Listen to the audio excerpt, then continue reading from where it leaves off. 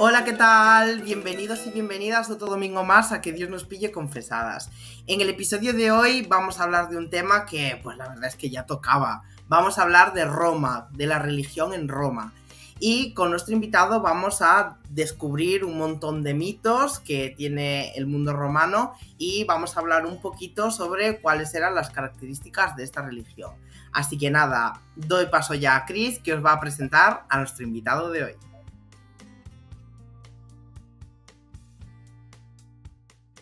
Y hoy traemos con nosotros a Iván Martín Prado, otro grande. No os podéis quejar de los invitados que traemos aquí a hablar sobre religiones. Iván Martín Prado tiene un podcast divulgativo conocido como Roma a Eterna, en donde habla sobre la historia de Roma y sus múltiples facetas. También es escritor, además de divulgador, y ha publicado un libro que también se llama Roma Eterna, El ascenso de la República. Así que, bueno, os lo presentamos y bueno, muchas gracias, Iván, por aceptar la invitación y venir aquí a hablarnos de Roma. Gracias a vosotros, yo estoy encantado aquí para hablar de cositas romanas y para hablar de religión, ¿no? Hemos venido a hablar de... Exactamente, y vamos a empezar siendo un poco reivindicativos. A lo mejor es un tema que te da un poco de rabia, ¿no? Que digan... Bueno, ya sabes cuál es la primera pregunta, ¿no? Me la estoy oliendo.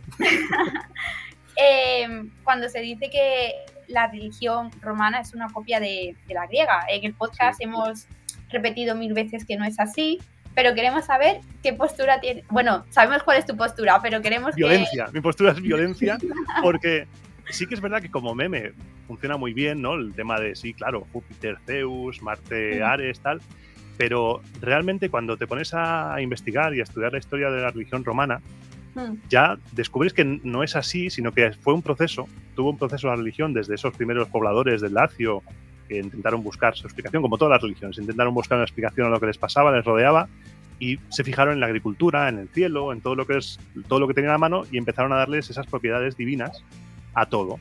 Y ahí es donde surgen los númina, esos numen, que son los dioses que están encargados de cualquier cosa. Cuando hablamos de dioses del parto, dioses de la puerta, dioses del quicio de la puerta, dioses de aprender a hablar, son esas primeras divinidades que son originales de ahí, del Lacio, son sus divinidades propias, y que ahí es cuando nacen Saturno, cuando ya empieza Júpiter, cuando empieza Venus, pero tienen otro tipo de atribuciones. Y cuando entra en contacto la civilización romana con el mundo griego desde muy temprano, poco a poco se van juntando, y cuando Roma quiere meterse en el mundo griego del todo, descubren que hace falta traducir. Y para traducir estos nombres de dioses hay que a veces incluso cambiarles el nombre. Los autores se encuentran con esos problemas, y aquí es donde aparece el término de interpretación. La interpretación griega, que es como una asimilación, pero no es como tal, es darle una especie de atributos que ya conocían. Esto es como cuando los cristianos iban al mundo nórdico y decían, no, si Jesús es como tu Thor, esto es lo mismo. Pues aquí más o menos igual. Intentan aplicar que había dioses que tenían esas historias parecidas, porque tenían, que a mí me gusta decir en el podcast, departamentos parecidos. Un dios que se encarga de la guerra, un dios que se encarga de la agricultura, una diosa de la caza. Tenían cosas parecidas, pero porque vivían en mundos parecidos, mundos agrícolas, mundos de su época. Y lo que hizo el mundo griego sí que hay que reconocerle es darle el lore a los dioses romanos, porque no tenían un lore los dioses romanos. Júpiter no es tan golfo como Zeus. Júpiter es un dios padre, un dios gobernante, un dios de los cielos, y cuando se transforma en Júpiter un poquito, ahí sí que coge historias, pero no todas. Por eso me gusta darle ese ejemplo. O por ejemplo Marte. Marte no era el dios de la guerra. La diosa de la guerra era Belona, la diosa original. Y entonces va cambiando, se va poniendo esta interpretación, porque el mundo romano, aparte de no copiar, incluso trajo dioses auténticos suyos de los griegos. Apolo, por ejemplo, en momentos de necesidad médica, los romanos dijeron, a ver, ¿qué dios tenemos por aquí que nos guste, que pueda hacernos el apaño de curarnos la enfermedad? Apolo, para aquí. Porque si algo tenían los romanos era que sabían absorber e incorporar todo lo que les hiciera bien a su pueblo. Así que no es una copia de los griegos. En todo caso, podría ser una copia de los etruscos, pero ahí me estoy metiendo en un jardín. Porque, claro, al vivir en la misma zona, son dioses como, por ejemplo, Minerva, que ya existía una Minerva etrusca. Son dioses que están ahí y se van incorporando cada uno a sus panteones y se van haciendo sus propias modificaciones. Pero son todos iguales. Esto es como el dios cristiano y el dios musulmán y el dios judío, que es el mismo. Justamente estamos hablando de las influencias griegas y la pregunta que estaba teniendo yo en mente era, ¿y las etruscas? Claro, ahí está. ¿Y los etruscos qué? Claro. que se olvidan mucho, ¿eh? Sí, se olvidan mucho y el mundo etrusco fue muy importante para el mundo romano, aunque todavía está ese debate si realmente Roma fue etrusca 100% o no, pero no hay que negar, aunque fueran 7 reyes o fueran 17, cuantos, da igual, es innegable la influencia etrusca. Cuando tú vas, por ejemplo, a los museos capitolinos, ahí están los fundamentos, está la base del templo de Júpiter óptimo máximo, y hay una reconstrucción y en base a objetos que se han encontrado en la edad sacra de San Obono al lado, era todo etrusco, la decoración, todo etrusco. Entonces la influencia etrusca es innegable. Ahí hay que darle gran parte de la religión romana es etrusca, como los auspices, los augures, toda esta ciencia de la adivinación por las aves, los hígados y demás, todo eran etruscos. Totalmente.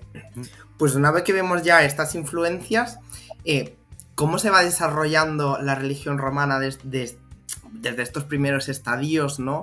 En los que tampoco está realmente formada la sociedad como tal, hasta la llegada del imperio? O sea, es una pregunta pequeñita.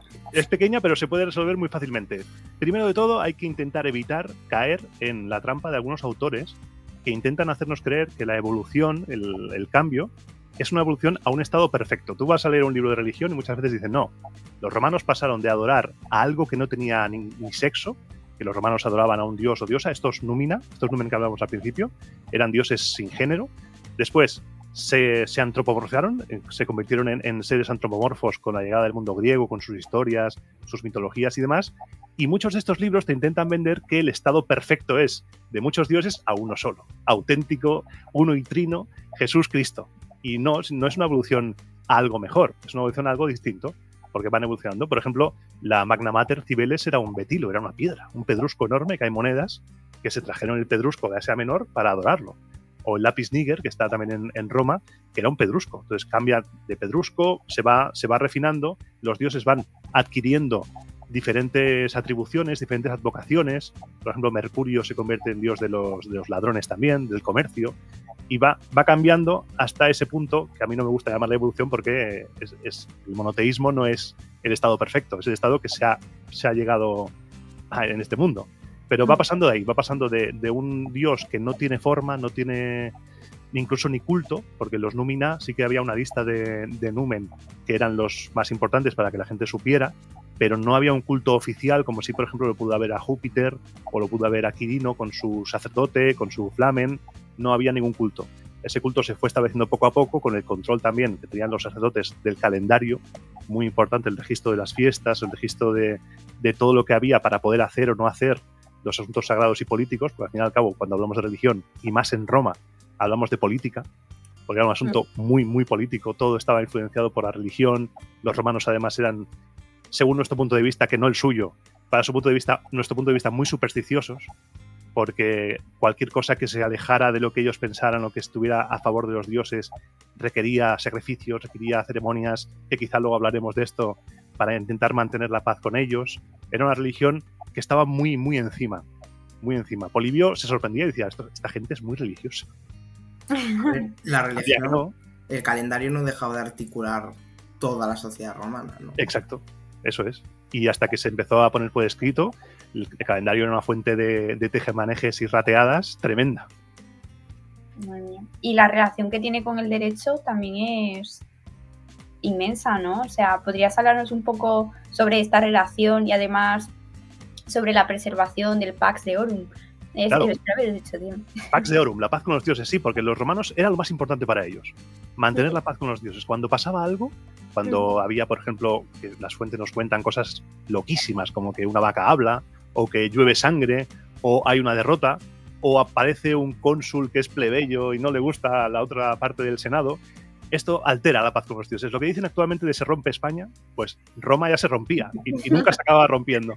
Entonces, Roma se rompe cuando hay un plebeyo que tiene poder o cuando ocurre algo, cuando alguien da grano gratis. Ahí se rompe Roma. La paz con los dioses se altera, el culto necesita que haya una consulta incluso a los libros sibelinos, porque aquí es un tema súper extenso. Yo voy aquí a tope, porque cuando pasa algo, los romanos lo que hacían era, primero de todo, consultar con los libros sibelinos, que era una recopilación de oráculos de Delfos, que estaban escritos, y los interpretaban como lo que había que hacer, y normalmente pues eran sacrificios, como hoy en día pues reza un Padre Nuestro, pues un sacrificio, o un lectisternio, que era como como una especie de banquete en el cual se interpretaba el asiento de los dioses y se les ofrecía un banquete a determinados dioses para intentar apaciguarles con esas ofrendas, porque la religión romana era mucho de yo te doy para que tú me des, era muy utilitaria en ese sentido, yo te sacrifico esto para que tú me des esto. No era un acto de fe, era un acto de que ahí estaban los dioses y que si tú querías algo debías hacer algo tú a cambio. Entonces, la paz con los dioses, si se rompía, era una catástrofe, se paraba la política. Incluso cónsules han sido derrocados de su puesto porque se consideraba que había sido nulo su nombramiento, dictadores que también se han cancelado, guerras que después han ido mal. Por ejemplo, siempre que los romanos empezaban algo, por ejemplo, el año político o una batalla, siempre había un sacrificio o un augurio o algo. Hay un episodio muy famoso en la Primera Guerra Púnica, cuando un general romano intenta tender una emboscada a los cartagineses por mar, sacan a los pollos, porque los pollos sagrados era una manera de ver si los dioses estaban de acuerdo. Entonces los pollos abren la jaula y tenían que comer para mostrar que los dioses estaban de acuerdo, pero no comían. Y el tío este los tiró al agua y dijo, bueno, si no quieren comer, que beban. Fue a la batalla, perdió y cuando volvió a Roma le juzgaron por ello, por ir a la batalla en contra de los dioses. Era un arma política muy importante, era muy dura esa. Además, también es muy contractual la religión, sí, porque todo se basa, en el principio del do test, ¿no? Sí. Y todas las variantes que tiene este principio, ¿no? Esto de yo doy para que tú des, ¿no? Exacto. Es como... muy interesada. Claro, totalmente interesada. Es como darle algo a los dioses para que ellos te den, o dame porque te he dado, ¿no? O de este estilo. Es como favores. Es muy la relación clientelar que tenían los romanos muy presente entre ellos, pero con los dioses. Yo te ofrezco este carnero o este buey Júpiter para que tú me seas propicio y yo te cuido a ti para que luego tú me votes. Es lo mismo, es una relación de interés, pero con la divinidad. Y por eso estaban esos puntos, esos momentos de los sacerdotes, los Pontifex Maximus, esos puntos clave en la religión que eran auténticas bisagras, tanto políticas como religiosas, que controlaban el cotarro, realmente. Y podrías hablarnos también ahora un poco sobre, bueno, en la esfera divina, o sea, quiénes eran los indigetes, ¿vale? Es que digo indigentes. Sí, indigetes o indiguetes. Sí, ahí hay la pronunciación, pero la G como gato. Estos dioses ya hemos hablado de ellos porque hay pelea. Hay pelea entre los autores, ya que hay quien dice que los indigetes son, como el nombre dice, indígena, que ha evolucionado de indígena, que son los primeros, pero hay quien dice que no, que estos dioses indigetes son los númina. Estos dioses que no tenían ningún tipo de atribución, ni forma, ni nada, eran estos dioses, porque esta función estaba especializada en estos dioses, pero no tenían un culto. Entonces, estos son los primeros, que presidían un instante concreto de un proceso, por ejemplo, el nacimiento, o las bodas, o el crecimiento, o el hablar. Eran estos dioses. Nunca tuvieron culto oficial, nunca tuvieron sacerdotes, pero estaban ahí. Los romanos eran muy supersticiosos en ese aspecto para nosotros. Eran muy de tener en cuenta a todos los dioses, todos los ritos. En cada esquina había un altarcillo, un templete, porque había que tener a todos contentos, porque si no se altera la paz con los dioses, que no solo se altera a Júpiter, a Venus, a Marte, sino que se altera con estos pequeños dioses que están en el día a día y que intervienen como los dioses que hay en el hogar, en el Lararium. Están ahí el Genius del romano, o la Venus de la romana, y hay que adorarles, hay que tenerlos contentos, a los dioses del hogar, a los dioses de los antepasados, a los de la despensa. Tienen los romanos ciento y la madre de dioses, ¿eh? Pero vamos, ciento y la madre. Madre mía. Y es verdad que, bueno, en las pelis que he visto yo, o sea, es verdad que yo no he leído libros sobre esto, he visto pelis, que no sé si a los dioses que representan, que siempre los suelen representar como deidades pretenciosas, muy volubles en cuanto a carácter, o sea, ¿están representando a los indigetes? O sea, tienen... En este caso los indiguetes no. Los indiguetes sí que se podrían generalizar como la típica imagen de un chavalín con ese platito, que es el Genius o el dios del hogar. Se presenta con eso, o con una sacerdotisa, una brujita que haya por ahí, pero no tenían una imagen oficial, esos dioses. Los dioses los Númina no tenían imagen oficial. Eran energías que estaban ahí, te ayudaban o no te ayudaban en función de si tú te portabas bien con ellos. De hecho, muestran también mucho el carácter práctico que tiene la religión romana, ¿no? Porque son dioses típicamente ad hoc, casi. Claro. O sea, son dioses, hay un dios del moho, para el cereal, hay un dios, la diosa de la escoba. A mí, la diosa de Berra, que es la de las escobas, es de mis favoritas, porque es como que esa señora había que rezarle por si venía Silvano cuando había un recién nacido en casa, para que la diosa le diera con la escoba y espantase Claro, a para que lo Silvano. ayuntara. Claro, me parece que muestran tanto el carácter práctico de los romanos, pero como ellos entendían también esas divinidades para que les defendiesen en el día a día, o sea, en lo que Claro, había que porque hacer. un día a día brutal. En el mundo romano, la mortandad infantil elevadísima, bueno, la de la madre también elevadísima. Era un mundo en el cual la vida no te podía durar nada y era un mundo que estaba intervenido por los dioses porque ellos lo entendían así, lo creían así porque les ayudaba a mantener un día a día que debía ser durísimo. Y yo creo que cuando hablamos de religión, y la gente a veces me pregunta, ¿pero por qué triunfó el cristianismo? Es que el cristianismo les da un ticket al paraíso de escapar de una vida miserable, porque cuando hablamos de la antigua Roma, pensamos en el Coliseo, ¿no? Con los emperadores ahí, pero hay que pensar en los que están arriba, en los que quizá no comen carne desde hace una semana, los que no saben qué van a comer, no saben dónde van a vivir, o tienen los mismos problemas casi que nosotros, pero a lo bestia. Y dar una salida a eso es increíble. Eso es un ticket al paraíso, eso la gente alucinó, porque el mundo romano es eso, es crueldad, es violencia, es pobreza, y es algo que nunca se cuenta eso. Y aquí estamos para reivindicarlo, la auténtica Roma. Por eso cuando salió esto de ¿cuánto piensas en el Imperio Romano? Nosotros intentamos cambiar a pensar en la antigua Roma, porque el concepto de imperio es un concepto militarista, un concepto lo de siempre, legiones, matando gente y saqueando, y eso hay que alejarlo, aunque Roma era evidentemente una cultura, una civilización muy belicosa, muy militar, pero tiene mucho más, como esto de la religión, que es apasionante. Totalmente.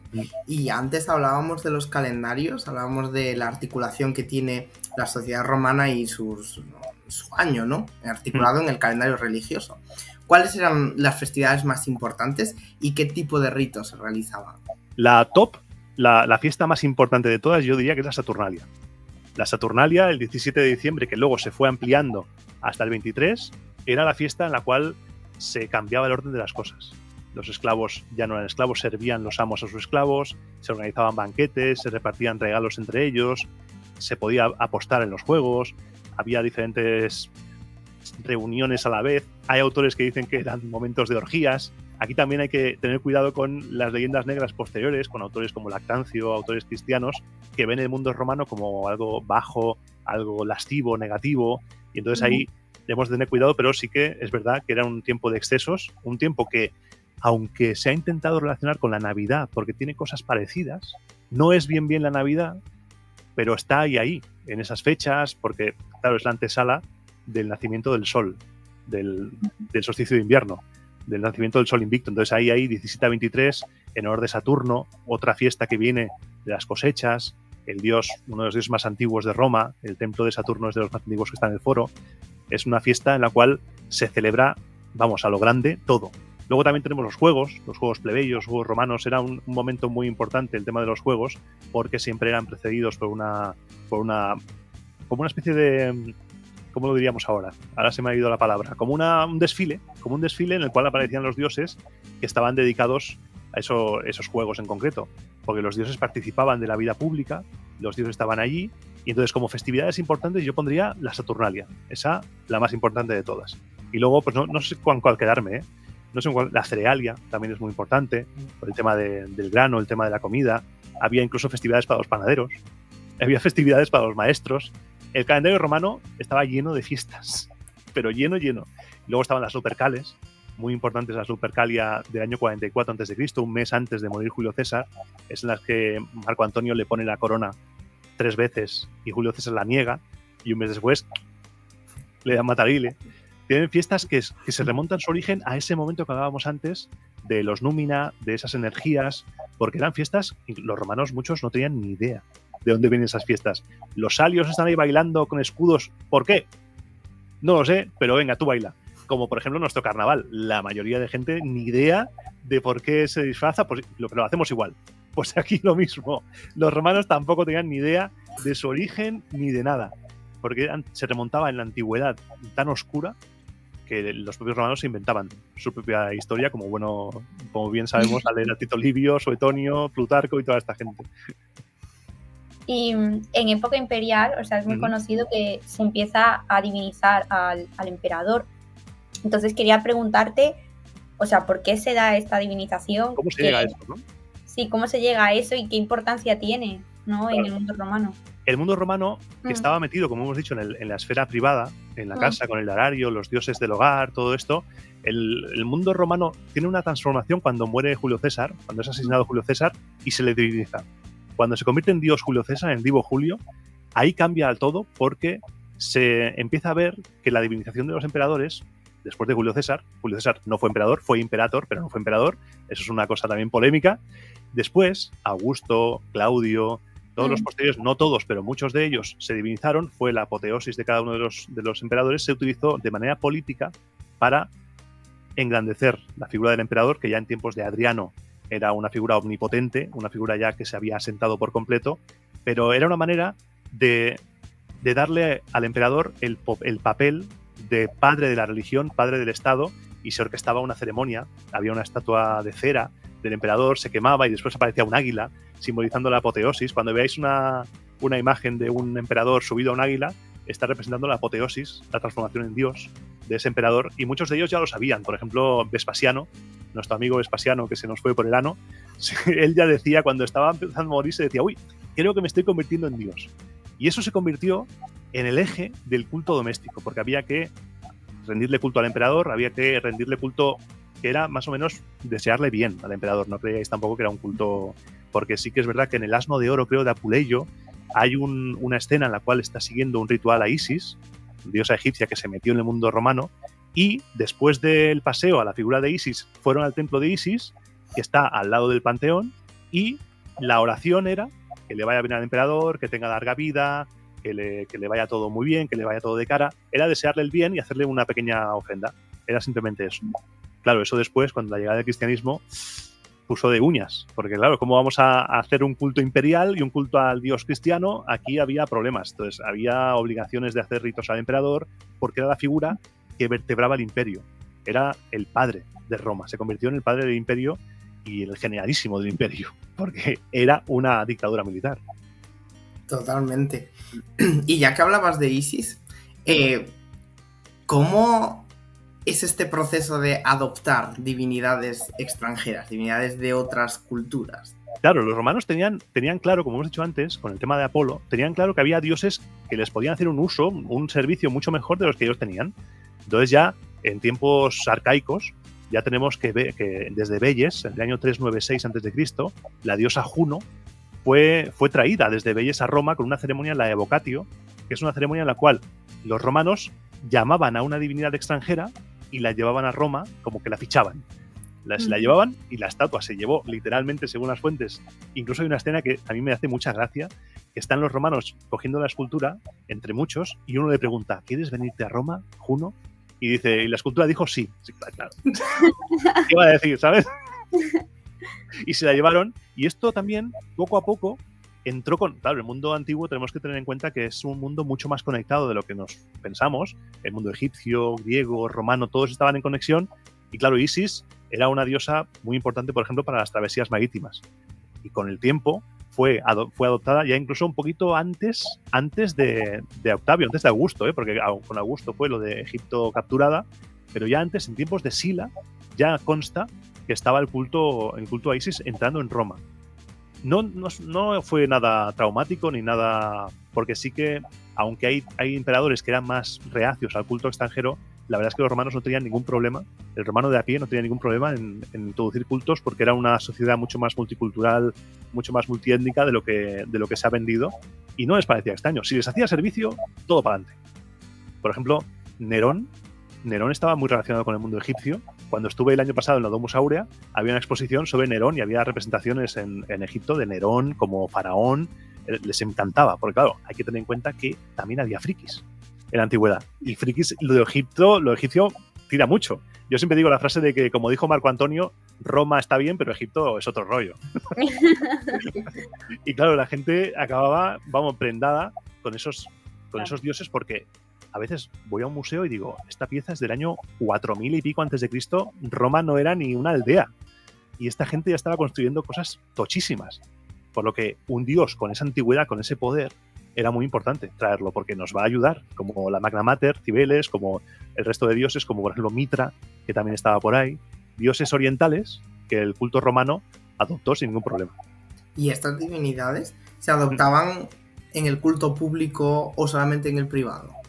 Isis, por ejemplo, fue adoptada en el culto público, porque era una diosa que podías tú adorarla perfectamente. Sí que es verdad que Mitra, por ejemplo, era un culto cerrado, era un culto mistérico en el cual solo los iniciados podían acceder. Cibeles sí que tenía su cuerpo de sacerdotes, que tuvieron que prohibirles algunas cosas, porque los sacerdotes de Cibeles se castraban, se autocortaban los huevos, en honor a su... Sí, o sea, una cosa tremenda. Tuvieron que decir, dejad de cortaros los huevos, por favor. Pero sí que lo normal era que fuera público, que pudieras hacer una ofrenda, que pudieras participar de la procesión, es la palabra que no me salía antes, procesión, del culto de la imagen, como hacen ahora en la Semana Santa. Es parecido. Jolín. Entonces la adopción del dios cristiano, yo creo que en cierto modo sí que supuso un trauma, ¿no? O sea, de tener tantos dioses a pasar a uno. Sí, porque muchas veces, por ejemplo, los dioses también lo que hacían en lugar de la interpretación o la evocatio, había un sincretismo. Lo típico de Zeus Amón, se hace una mezcla de dioses, pero con el mundo cristiano, y por eso chocaron antes con el mundo judío. Los judíos no aceptaban otro dios que no fuera el suyo, y el resto eran falsos. Y claro, los romanos dirán, vale, a ver, tenemos muchos, uno más no pasa nada, pero la otra parte no quería. Y cuando empieza a desactivarse el mundo tradicionalista, que no pagano, tradicionalista, antiguo romano, y se impone ese dios, mucha gente dice, joder, he estado adorando esto, ahora se prohíbe todo, ¿qué pasa aquí? Pero yo sospecho que el proceso fue menos traumático porque fue gradual. Seguramente no fue un proceso de un día para otro, somos todos cristianos, sino que fue gradualmente adoptándose porque también se fue abandonando. Porque la sociedad fue cambiando, la sociedad de a pie fue dejando de adorar a esos dioses, el culto imperial se fue transformando. Cuando Constantino se cambia a la religión cristiana, o Teodosio también cambia la religión del imperio, ya es una Roma que no es la Roma tradicionalista, la Roma que veneraba a Venus, a Vesta. Cuando se apaga el fuego de Vesta es un trauma, porque se decía que Roma iba a caer, y no duró ni un siglo, y Roma cayó, pero no cayó, porque cayó el poder político, pero Roma siguió. Y es un momento de cambio que cuando llegue ahí en el podcast, no sé si llegaré vivo, o llegará un nieto mío, o no sé, pero va a ser traumático, porque sí que la adopción del cristianismo, que no deja de ser religión romana, a pesar de que sea oriental, se mete como religión romana, supuso una ruptura total, pero yo creo en el fondo que le ayudó a sobrevivir al imperio, por cohesión social. Sí, a ver, yo creo justamente lo que dices, en plan que yo creo que el problema que tuvo el cristianismo es eso, que la otra parte, unos decían, muy bien, yo lo adopto perfectamente, claro, pero si me dejas también adorar a mis dioses. Eso es. Entonces yo creo que ese fue un poco el problema, que el cristiano no quería adorar a las divinidades, claro. Entonces, por ahí creo que los romanos chocaron un montón con el mundo cristiano. Sí, porque venían acostumbrados a la tolerancia religiosa, la tolerancia de los dioses. El mundo romano, en ese sentido, no era problemático. Guerras de religión no hubo en la antigua Roma, porque no hacía falta. Cada uno adoraba a su manera, no había un libro revelado, no había un culto que había que hacer así, sino que era todo sacerdotal, era todo, pues como hemos dicho, do des, era todo de utilidad. No era un rito con un dogma de fe, un dogma, no. Estaban ahí los dioses y tú verás si no los adoras. De hecho, si no recuerdo mal, época de Aureliano, cuando llega el sol invicto a su máximo esplendor, o sea, no tenían realmente problema con ese intento de enoteísmo que intentó promover Aureliano, ¿no? Y incluso con Helio Gabalo, tampoco Helio Gabalo, que supuso una revolución también, el Gabal, porque no veían como algo raro que hubiera dioses más antiguos, dioses extraños, porque era una religión mucho más abierta. Si es que se le puede llamar religión, realmente al culto romano, más culto, ¿no?, que religión, porque no había como el concepto moderno, era una cosa extraña. Así que religio viene del latín, de religare, pero era una amalgama de cultos del mundo romano que era muy, eso sí, muy escrupuloso. Si algo salía mal, si el animal que ibas a sacrificar hacía un gesto que no era el correcto, todo tenía que repetirse, el animal se cambiaba, tenía que comprarse otro, volver a empezar, todo había que seguirlo al pie de la letra según lo que decían los dioses. Madre mía, qué ansiedad. Sí, una ansiedad total. Era una cosa, ha hablado uno mientras, a repetir todo. Es que, o sea, lo pienso porque si tienen dioses para todo y son tan escrupulosos, ¿no? Y meticulosos en cuanto a los ritos, o sea, esta gente vivía, a mí me causaría ansiedad 24/7. Sí.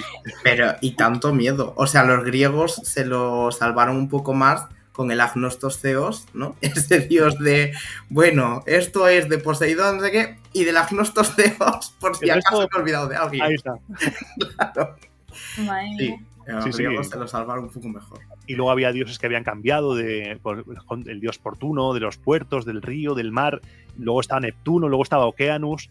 Era un poco difuso y por eso, como tú dices, tú adora a todos, más vale que sobre que no que falte. Y que además las inscripciones son muy simpáticas, porque como al dios tal, y al resto de dioses y diosas. Por si me olvido de algo. Sí, me olvido de algo. Sí. Eso me gusta mucho en las de Fictio, en las tablas de maldición, a los dioses infernales, tal, y a todos los dioses, por si acaso. Claro. Pues si me dejo alguno, es increíble. Imagínate olvidarte de uno. Sí, se enfada y entonces se rompe la paz con los dioses, libros divinos, lectisternios, sacrificios, incluso humanos, que es otro tema también temazo. Hubo sacrificios humanos en la antigua Roma, lo que pasa es que después ya no. Sí, o sea, pero sí, yo pensé que era un mito. A ver, que en Roma se mataba gente, se mataba. Pero sí. ¿Sacrificios humanos? O sí, sea... de esto nos lo cuentan las fuentes, pero pasa muy de largo. En tiempos de la Primera Guerra Púnica, para intentar cambiar la suerte de la guerra, se sacrificaron 2 parejas de griegos y 2 galos. Y lo pasan ahí. Dicen, no, se mataron 2 galos para los dioses. Hasta luego. Siguiente punto. Sí, ¿qué ha pasado aquí? ¿Qué acabas de decir? Sí. O luego, por ejemplo, también había fiestas en las cuales se tiraban muñequitos al mar. Y claro, lo que eran muñequitos antes eran personas.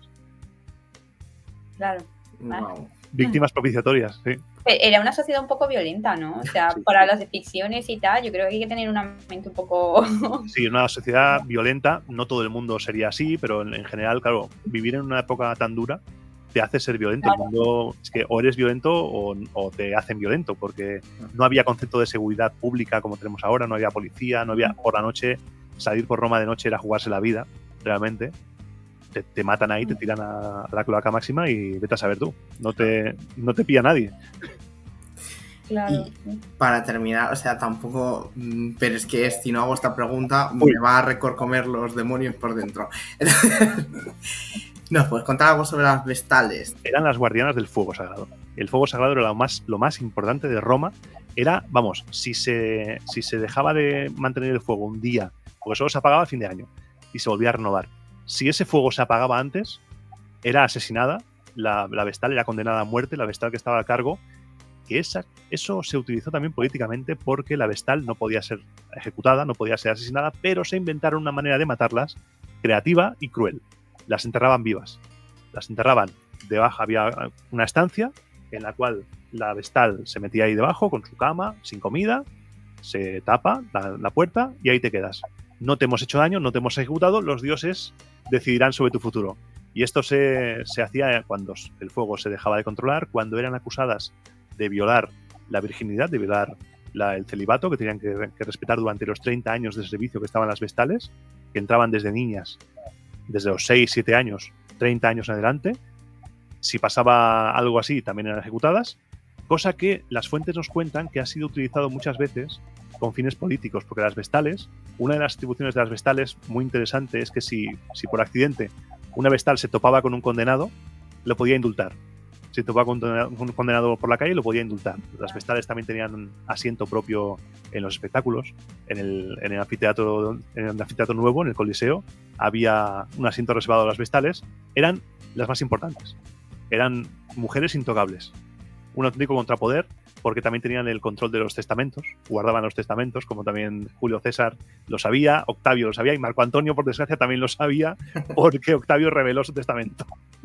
¿Y cómo eras vestal? O sea, ¿te elegían, te formaban? Había una especie de casting. Las grandes familias, era un honor para una gran familia tener una virgen vestal en su familia, porque era lo más importante. Una virgen vestal eran sagradas, eran inviolables, eran intocables. Y tener una virgen vestal en el colegio, ahí en la casa de las vestales, en el foro, que se puede visitar, incluso puedes pasear por el atrio de la casa de las vestales y hay esculturas de Virgo Vestalis Máxima y es increíble pasear por ahí. Y todas esculturas de mujeres Porque si te fijas, no hay muchas esculturas de mujeres en la antigua Roma, pero las vírgenes vestales sí están ahí. Aparte de después las mujeres de los emperadores, las emperatrices, Livia, Julia Domna, todo esto, pero antes solo vírgenes vestales, porque eran personajes muy importantes. Bueno, con este temazo yo creo que cerramos aquí. Se ha pasado rapidísimo. Ya, Ya. desgraciadamente. Continuaríamos. Hay que hacer una segunda parte. Hombre, y tanto que cuando queráis, Cuando Total. queráis, de algo en concreto, del culto doméstico, de cómo el capite velato, cómo el capite velato ha sido heredado por el cristianismo para mudarse, para ir a misa. Cosas muy interesantes. Wow. Sí, De hecho, de eso siempre me recuerdo que Heracles, cuando se adopta en Roma, se hace el rito a la versión griega, que Claro, es desvelado. hay que mantenerlo, Claro. porque Heracles es un dios griego, Claro. pero muy importante en Roma, muy importante, y supuso un escándalo cuando a mediados de la República se cambió la familia que se encargaba del culto, la cambiaron, pusieron otra, y eso fue un escandalazo. Totalmente. Bueno. Pues lo vamos a dejar aquí. Iván, muchísimas gracias por haber estado aquí con nosotros hoy. A vosotros os digo, Chris, un placer. Me lo he pasado genial. Lo mismo decimos. Así que Claro. nada, pues nos vemos el domingo que viene en otro episodio. Chao, chao. Chao.